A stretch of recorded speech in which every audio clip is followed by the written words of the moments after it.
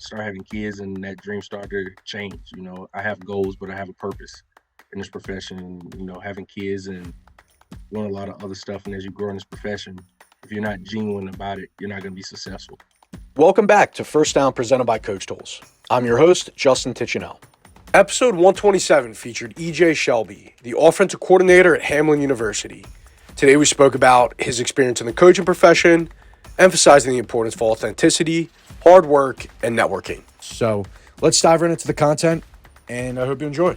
Well, I'm originally from Birmingham, Alabama, so I'm just a young kid from Alabama. Out of high school, eventually I went to the military, got out, and then went to college. So started off at Santa Rosa Junior College.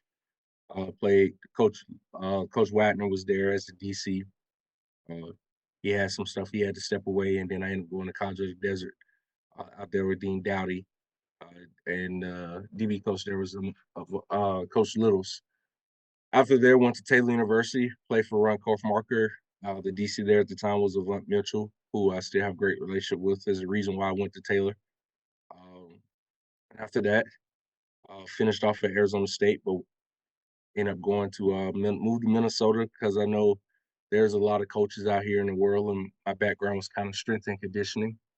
So with that being said, moved out here because smaller schools they don't have strength and conditioning coaches. They kind of get a coach to say, "Oh, go get a strength certificate, and you be our strength coach." So having that background, I wanted to really do it and coach. So kind of went that route. End up being a video coordinator for Concordia St. Paul. After that, kind of started to move around. Started to move around quite a bit because everybody wanted to move around. I was chasing the dream. And then eventually got married, started having kids, and that dream started to change. I have goals, but I have a purpose in this profession. Having kids and doing a lot of other stuff. And as you grow in this profession, if you're not genuine about it, you're not going to be successful. So, been around a few places, yes, but kind of mostly been centralized here in Minnesota with my locations. Took a couple away. Went to KCU 1 year in 2021. Took a full-time. That was my first full-time coaching job in 2021. So you think from 15 to 2021, your restricted earnings, getting your foot wet, working, having to provide for a family, still on top of all that, still putting in the hours in recruiting and coaching and all that good stuff. It could be a grind, and you can start second guessing yourself. But 2021, took my first full-time position. From there, ended up going over to Millikan University, and then now back here at Hamlin. And one of the cool things you talked about was being genuine, and the only way that you can be successful is, like you're saying, if you are genuine. So, can you elaborate on that and just share what you exactly meant? Yeah, I mean, a lot of times we get in this profession for selfish reasons. We get into it because, hey, we might love the sport, but we only get it because you see all the money that's out there and on social media what coaches are making. He's like, oh, I could do this I could do this better than this guy, right? I go ahead and make this amount and do whatever. But people really don't understand how they got there and what they had to do to get there and to keep it. So when you're doing it from that standpoint, you're never going to be successful. Only certain guys will. And it's a profession of who knows you, right?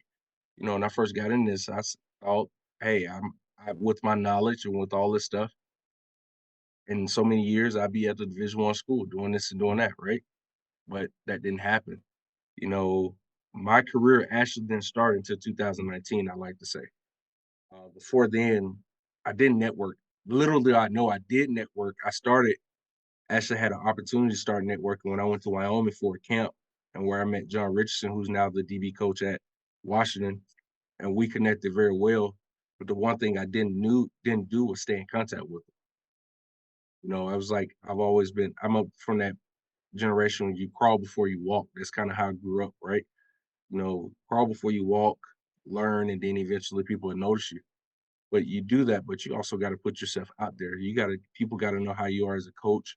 People got to see you work. And I started going to Georgia to camps, and seeing that area, see how those coaches network, how they know each other. They're connecting, they pulling guys they know, introducing them to other coaches, doing that stuff.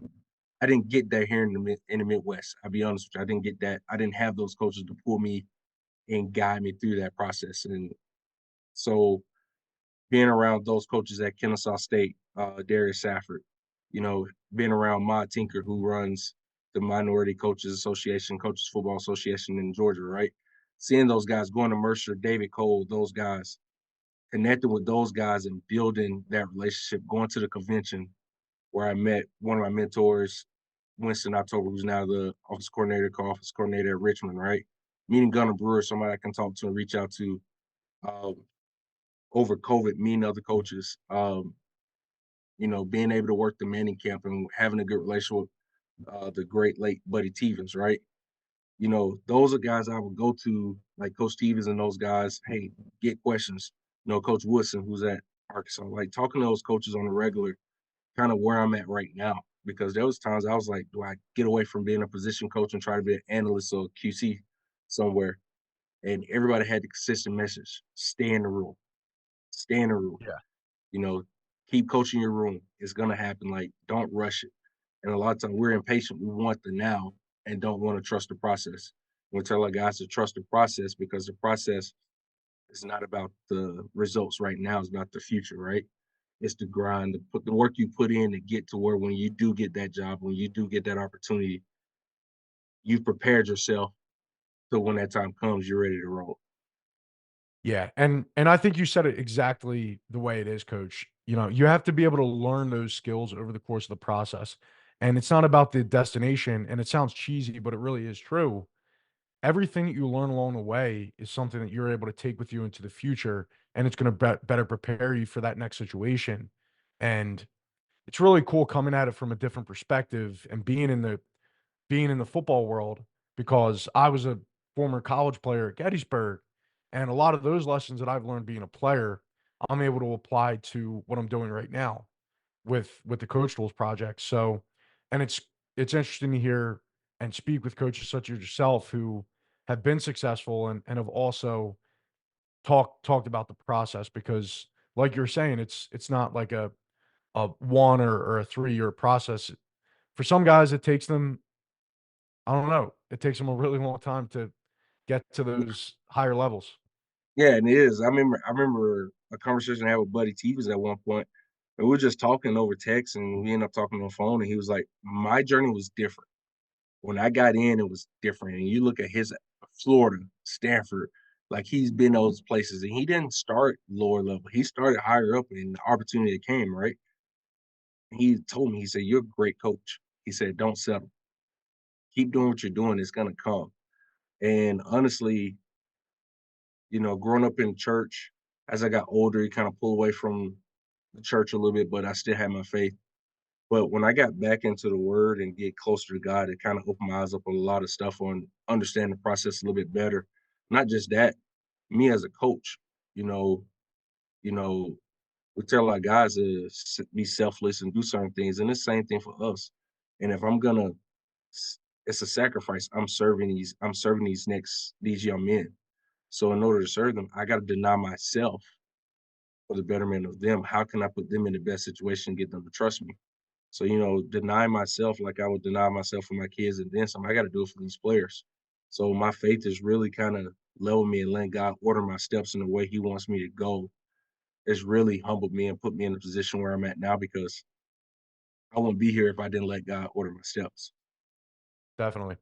And one of the things that I was talking about on a recent podcast was just how everything, you're a summation of everybody that's come before you and everybody that's taught you. And it sounds like from what you were saying from your faith background that that's something that's helped you along the way. So, who are some coaches, and I know you brought up a few guys that have helped you through the process and have also given you some good piece of information along the way?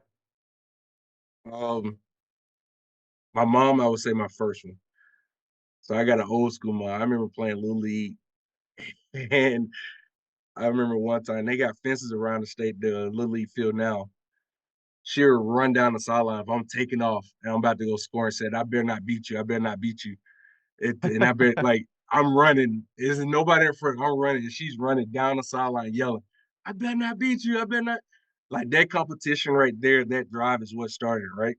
Her strength being a three-time breast cancer survivor, right? Being a retired Birmingham police officer, being retired military, how she did it and raising two young men. That's hard. Um, Avant Mitchell, that's a guy I gotta give a lot to, man, because seeing how he operated and how he coached us and how he handled us was just something that was huge, man. I was a young father, having a kid in California when I was in college. I had to set myself up in the right spot, right? I had to see that, okay, what a father figure looks like because I didn't have that to a certain degree. I had it, but I didn't. So, having that growing up, being a father, about to having a kid, not knowing what it is, that was something I had to do. And I lost out a lot of that because I put myself in front of my kid because I left the state of California. But with these two little ones, it kind of really opened up, and I have a relationship with my son in California, very close one, where it really drove me to where I'm at now. Learning as a receivers coach, what you don't know is like receiver is where that's my that's my bread and butter. Even though I played DB in college, but in coaching world is receiver. But surrounding yourselves with the right people, right? When I first started coaching receivers, I talked about it from a DB standpoint. But as I've grown, I surrounded myself with the right people that have been in this profession long, what they do and how they do it, and kind of made it kind of like my own and still learning new things and critiquing what they do and kind of making it my own or doing certain things. And now I'm a quarterback coach. So now revamping myself and rebranding myself as a quarterback coach and just as a coach in general, uh, due to the fact now I'm at a whole different position. I'm an offensive coordinator, got to brand myself as that, recruiting coordinator, and quarterback coach. So you got three things you're trying to do, but you got to do one thing at a time, man. And my focus right now is to be the best assistant coach I can for my head coach and put the best product on the field due to the fact if my quarterback's not in the right position and can't be protected and guys don't know what they have to do and line up in the right spots, we can't be successful. Yeah. And we talked about a lot of great stuff today, coach. If you had to pinpoint one top thing that you've learned over your career, what do you think that would be? Patience.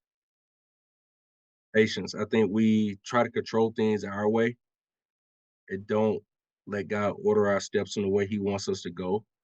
We want to rush things and we might not be ready for that opportunity. And we want to get it now because we want it now because we don't want to we think we are owed something. Our worth is something when you're a young coach, but really your worth is nothing. You got guys who've been doing it for 20 some, 30 some years. Well, their worth is something. But for us, you're still learning. So having Yeah. patience and being quiet, just listening, just really just listening. And I still got to learn that too. I'm not gonna lie to you. I'm still learning just to listen. Because you got guys that know things more than you, and you might learn something from them. So sometimes you got to just take a step back and be quiet and just be patient, and you got to just listen and watch. Good stuff. Well, coach, greatly appreciate you being on today. Best of luck as you guys continue with recruiting and thanks again.